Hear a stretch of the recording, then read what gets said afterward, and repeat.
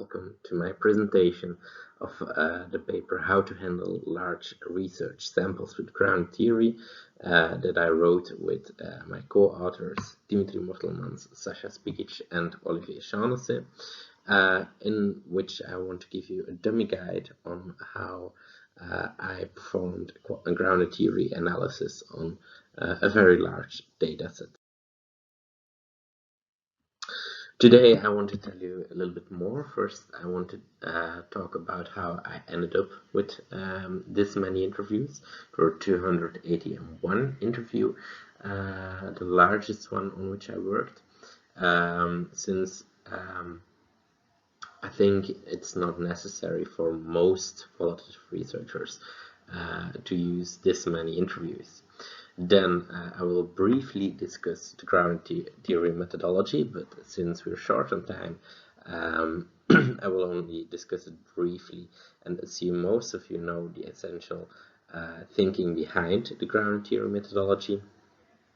I will discuss how the magnitude of the data sample raises concerns and questions, and how Gasse can come to the rescue for these contemplations.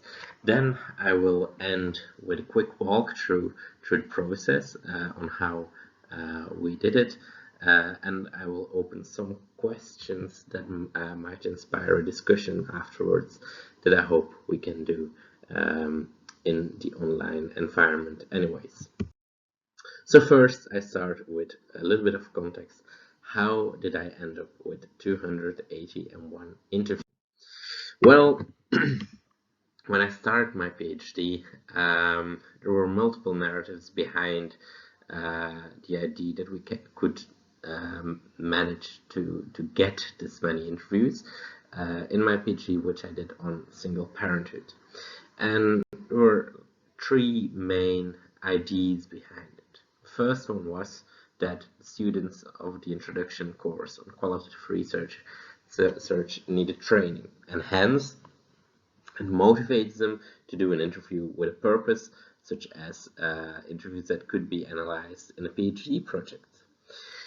The second reasoning was that it's incredibly fast when you use students that you have kind of unique large data set with multiple stories and narratives of single parents that I would have never acquired when I did it on my own. And mainly when you combine these two arguments, the third one was it will be a win-win situation, or that was what was assured to me.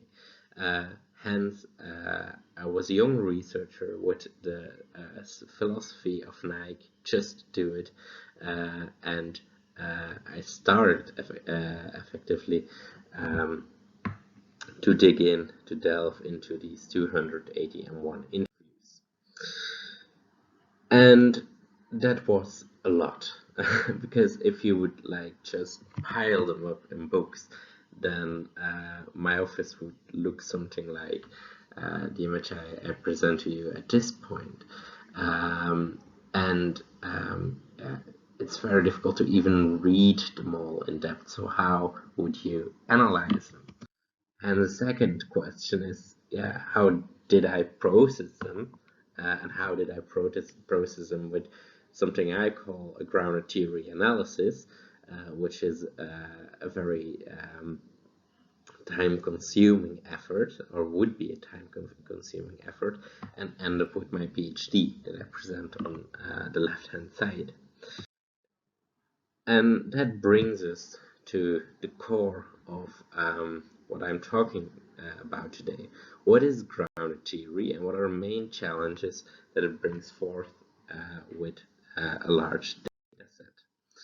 Well, grounded theory, as most of you know, is discovered in 1967 by Barney Glaser and Anselm Strauss, and it's actually just an inductive method, and hence the opposite to many quantitative deductive methods of theory testing. Now we're theory creating, and we do it on an emergent method. So instead of thinking theory and then testing whether it's true, we categorize reality, we categorize empirical data, and we constantly compare them to build an emergent theory. Of course, the way how we do this is very interpretative, as the multiple variations and schools that exist in ground theory analysis show. And I think what I did is taking some core concepts of ground theory and adapted them on this large data. So which core concepts you can take? And of course, in the time span we have, I can't discuss ground theory in depth, but the core concepts that I think are important now are coding, theoretical saturation, and theorizing. And coding is to first fragmentalize the interviews, which we call open coding, which is in its effect, it's just labeling and categorizing pieces of data. So our interviews are reduced, or the data is reduced. Then we come in this constant comparative phase, which authors call axial coding, and try to refine our concepts to main categories. And thereafter is theoretical coding, which is the first step in theorizing. In its essence, the data collection process and the data analysis process is finalized when theoretical saturation appears, or in other words, when we can't find new categories and can't improve the theory in major steps with involving new interviews or new pieces of data. This is, of course, a very rudimentary interpretation of ground analysis. And it has to be said that when Glaser and Strauss discovered the ground theory analysis, or ground theory method, social scientists could be found in a paper and pencil era, which means that each interview or each piece of data did have some physical space, whether it was an interview or an observation, written or drawn. We had loads of paper on which people needed to bring structure, hence categorizing, hence coding. And the era in which I speak and which we speak at the moment in a virtual conference does mean that our ability to store data on a very small space has improved lots in computers. So we have the data files I talk about, which with 200s of interviews would take up loads of space decades ago, but now they're all on the computer I'm talking on. And this means that we can store this data, but there are some main challenges that comes along with it as well. And these are the challenges that I taught upon during my PhD and that I had to address before we could move on. First one was that in the iterative procedure of data collection, the traditional grounded theory analysis sake, there is no structural homogeneity, which is actually necessary to process this kind of magnitude of a data set. Second, it is infeasible to handle the data with the same and a consistent rigor and depth during the analysis. You can't code each and every interview with the same depth if you have hundreds of interviews. You can do this in an iterative process, of course, the classic process, but our approach challenged this. And a third one, not unimportant, is whether we can still use theoretical saturation as an ending point in such an analysis. And this brings us on how we used computers, software, and bring structure in this big data file in this large amount of interviews. And on the first contemplation, how can we bring structural homogeneity in flexible and iterative data collection? It was important to be well prepared, which means that we started with a very structured interview lead, which had to be piloted and tested with multiple types of respondents to figure out how narrative pathways could work. Because if we use students to interview, we had to lead them through the interviews when we were not there. So we had to be prepared to install narrative pathways when a respondent would say for, A, then you should follow the pathway A. Whether you should say B, you should follow pathway B.